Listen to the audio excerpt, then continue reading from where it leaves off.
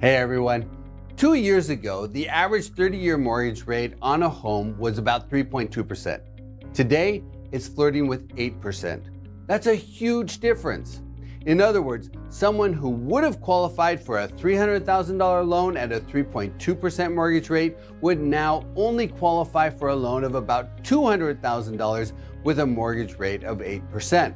This combination of reduced purchasing power with higher interest payments, in conjunction with a 10% rise in median home prices over the last 2 years and a significant reduction of houses for sale, has resulted in a 35% decline in existing home sales since September 2021. That places the current home sales velocity on par with the levels last seen following the global financial crisis. And this dramatic reduction of home sales holds significant implications for all commercial real estate investors. Of course, multifamily investors follow the housing market most closely, but a decline in home sales of this magnitude affects the entire economy. That includes self-storage investors, retail investors, industrial investors, and even office investors. Home sales affect the overall economy in a couple of ways. First, over the last 25 years, home sales have contributed an average of about 4.5% to the U.S. gross domestic product.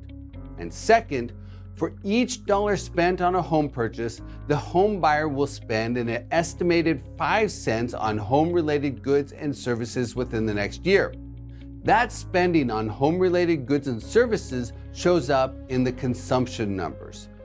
But the dramatic reduction of home sales is taking a toll on home-related retail sales categories. On a year-over-year basis, furniture sales are down 9% and building material sales are down by 7.2%. And this slowdown in home-related retail sales could weigh on retail real estate and indirectly industrial space demand. Likewise, reduced mobility created by the housing market slowdown is one more factor weighing on office space demand, especially in the urban core.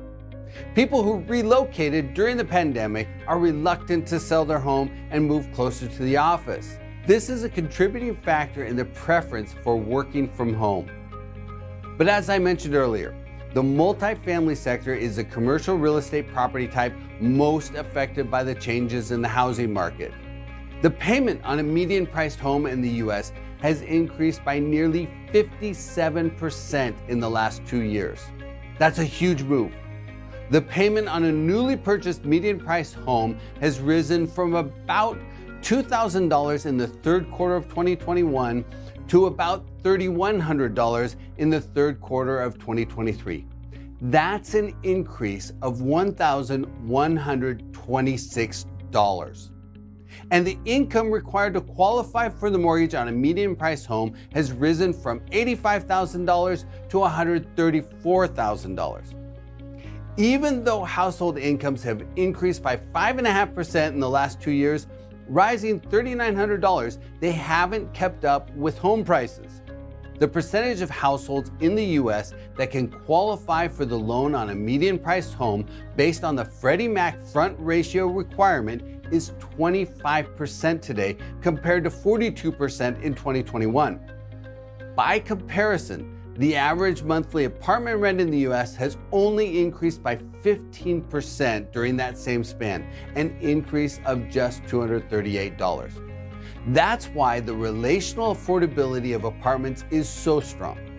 The housing affordability gap between homeownership and renting has opened to its widest spread on record, $1,291. And the affordability spread should favor apartment demand relative to single-family home purchases as household formation recovers. Apartment demand has risen each quarter this year, with 101,000 net new units occupied in the third quarter, which suggests, as we look forward, that the apartment outlook is strengthening. And at the end of the day, investors need to look forward. We all need to keep our eyes on the horizon.